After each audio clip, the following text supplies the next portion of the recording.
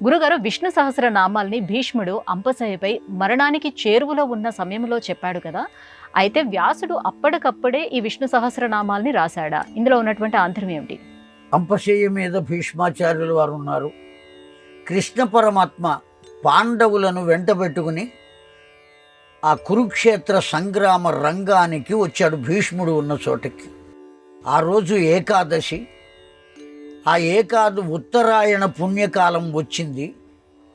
స్వచ్ఛంద మరణము కలిగినటువంటి భీష్ముడు ఆ ఏకాదశి నాడే దేహత్యాగాన్ని చేస్తాడు అన్న విషయాన్ని గమనించిన కృష్ణ పరమాత్మ తీసుకుని వచ్చాడు. ధర్మరాజుతో చెప్పాడు, నీకు దివ్యమైన ధర్మములను చెప్పగలిగిన వాడు భీష్మాచార్యుడేనయ్యా.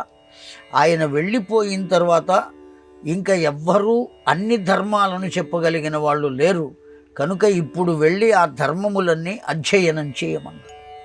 భీష్మాచార్యుడు అనేకములైన ధర్మం చెప్పాడు. వర్ణ ధర్మాలు, యుగ ధర్మాలు, మానవ ధర్మాలు, గృహస్థ ధర్మాలు అన్నీ చెప్పాడు.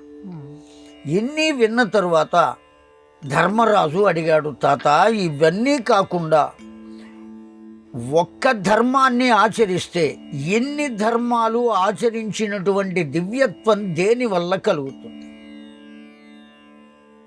అని అడిగితే అప్పుడు భీష్మాచార్యుడు చెప్పాడు, జగత్ప్రభం దేవదేవం అనంతం పురుషోత్తమం స్తువన్ నామ సహస్రేణ పురుష సతత ఉత్థిత.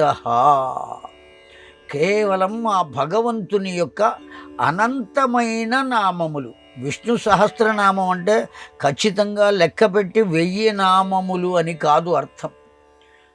సహస్రం అనంతవాచి అని సూత్రం. అనంతము అని చెప్పడానికి సహస్రం అని అంటారు. శతమనంతం భవతి అని కూడా ఆశీర్వచనం చేస్తూ ఉంటారు పెద్దలు. కనుక అనంతమైనటువంటి విష్ణువు యొక్క నామములను నిరంతరము భక్తిగా పఠించటమే దివ్యమైన ధర్మం. దీనికన్నా మించిన ధర్మం ఇంకొకటి లేదయ్యా అని చెప్పాడు. ఆ ఒక్క ధర్మం చేస్తే మిగతా ధర్మాలన్నీ వాటంతటా అవే నీ వద్దకు వస్తాయ్యా అని చెప్పాడు భీష్ముడు. ఆ విష్ణు సహస్రనామ స్తోత్రం మొత్తం చెప్పాడు. వ్యాస భగవానుడు అక్కడే ఉన్నాడు, జైమిని అక్కడే ఉన్నాడు, పైలుడు అక్కడే ఉన్నాడు, వైశంపాయనుడు అక్కడే ఉన్నాడు, అనేక మంది ఋషులు, మునులు, సాధకులు అందరూ అక్కడే ఉన్నారు. నారదాదులు కూడా అక్కడే ఉన్నారు. వాళ్ళెవ్వరూ రాయలేదు. తరువాత ఎవరు రాశారయ్యా, ఎట్టా తెలిసిందయ్యా అంటే సహదేవునకు సూచి అనబడేటువంటి విద్య ఒకటి తెలుసు. ఒక రకంగా చెప్పాలి అంటే ఆ సూచి అనబడేటువంటి విద్య ఎటువంటిది అంటే టేప్ రికార్డర్ వంటిది.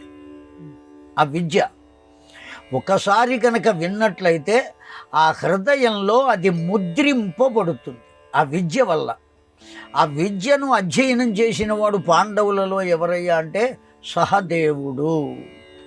కృష్ణ పరమాత్మ ఇదంతా అయిపోయిన తరువాత, భీష్మాచార్యుడు దేహాన్ని వదిలేసిన తరువాత, ధర్మరాజు అతడికి చేయవలసిన ఉత్తర కర్మక్రియలన్నీ ఆచరించిన తరువాత వ్యాసుడు వచ్చి కృష్ణ పరమాత్మను అడిగాడు, పరమాత్మ ఈ విష్ణు సహస్రనామం మనకు ఎలా తెలుస్తుంది?